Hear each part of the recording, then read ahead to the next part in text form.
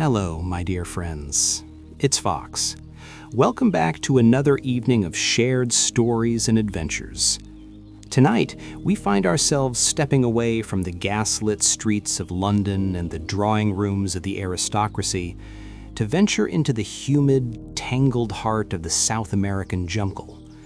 We are joining the visionary H.G. Wells on a journey that is less about space machines or time travelers and more about something far closer to home, yet infinitely more strange. Tonight's episode is titled Secret Life of Ants. Imagine you are sitting in a leather armchair, the rain tapping gently against the window pane, a warm lamp casting a pool of light over your hands. The world outside is dark, but here, you are safe.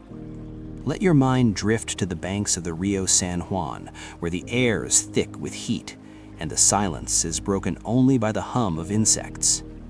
Listen closely. The smallest things often hold the biggest secrets. Story 1. The Empire of the Ants by H.G. Wells. The yacht Sea Snake lay anchored in the mouth of the Rio San Juan, rolling gently in the swell of the Caribbean. The heat was intense, a physical weight that pressed down upon the shoulders. Holroyd, the owner of the yacht, sat in the stern wiping his brow with a silk handkerchief. He was a man of substantial means, accustomed to comfort, and this expedition into the wilds of Central America had already begun to try his patience. "It is a god-forsaken place," Holroyd remarked, looking at the dense wall of vegetation that lined the riverbank. "I fail to see what you expect to find here, Potter." Potter, a man of smaller stature but with eyes that burned with a restless intensity, leaned against the railing.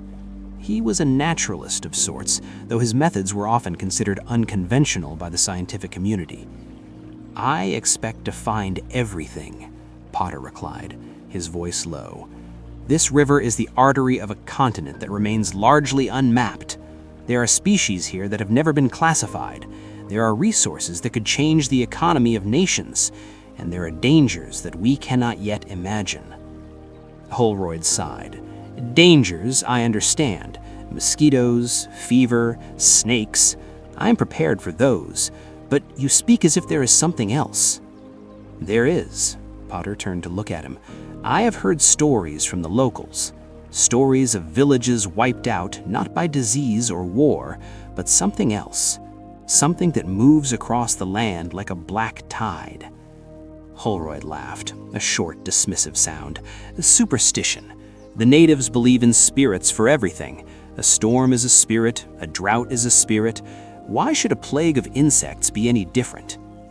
"Because," Potter said, "I have seen the evidence. Not stories. Evidence." He reached into his pocket and produced a small glass vial. Inside, preserved in alcohol, was an ant. But it was unlike any ant Holroyd had ever seen. It was large, nearly an inch in length, with mandibles that looked like serrated knives. "Look at the size of it," Potter said, "and look at the structure of the mandibles. They are not designed for carrying seeds or tending aphids. They're designed for cutting, for warfare." Holroyd took the vial, holding it up to the light. "It is large, I grant, but there are large ants in many parts of the world. The driver ants of Africa, instance." "These are not driver ants," Potter insisted. "Their organization is different. Their intelligence is different. I believe, Holroyd, that we are on the verge of discovering a species that rivals man in its capacity for organization, and that is a thought that should give you pause."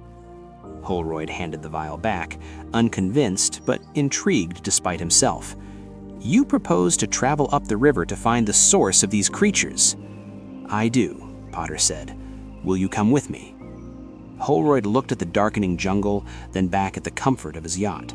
He thought of the cold beer waiting in the icebox, the clean sheets of his cabin.